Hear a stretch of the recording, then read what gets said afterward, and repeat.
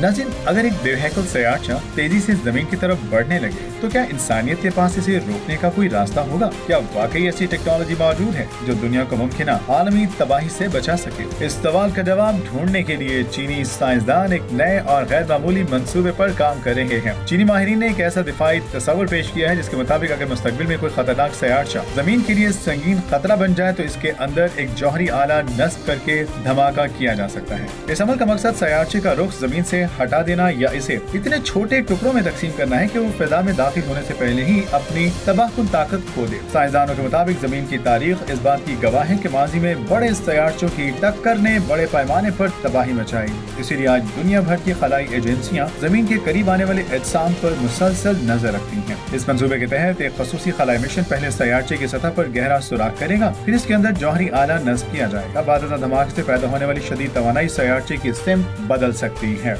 या इसे कई छोटे हिस्सों में तकसीम कर सकती है, जिससे जमीन को मुमकिन तबाही से बचाने में मदद मिल सकती है। मुहक्किकीन का कहना है कि तकरीबन 100 मीटर चौड़े सयारचे को इंतहाई ताकतवर धमाके से मुकम्मल तौर पर तबाह करना मुमकिन हो सकता है, जबकि 1 किलोमीटर चौड़े सयारचे की रफ्तार या सिमत में मामूली सी तब्दीली भी इसे जमीन से लाखों किलोमीटर दूर ले जा सकती है। अलबत्ता माहिरीन खबरदार करते हैं कि जौहरी धमाके के बाद सयारचे का रद्द-ए-अमल 100% यकीन से नहीं बताया जा सकता, क्योंकि इसका इन्हिसार इसकी साख, कसाफत और रफ्तार पर होगा। इसी वजह से इस मंसूबे को जदीद कंप्यूटर सिमुलेशंस और साइंसी तजर्बात के जरिए मुसलसल जांचा जा रहा है। अगर ये हिकमत अमली मुस्तकबिल में कामयाब साबित हुई तो ये सिर्फ एक साइंसी कामयाबी नहीं बल्कि इंसानियत को मुमकिन आलमी तबाही से बचाने के लिए एक अहम दिफाई कदम भी साबित हो सकती है।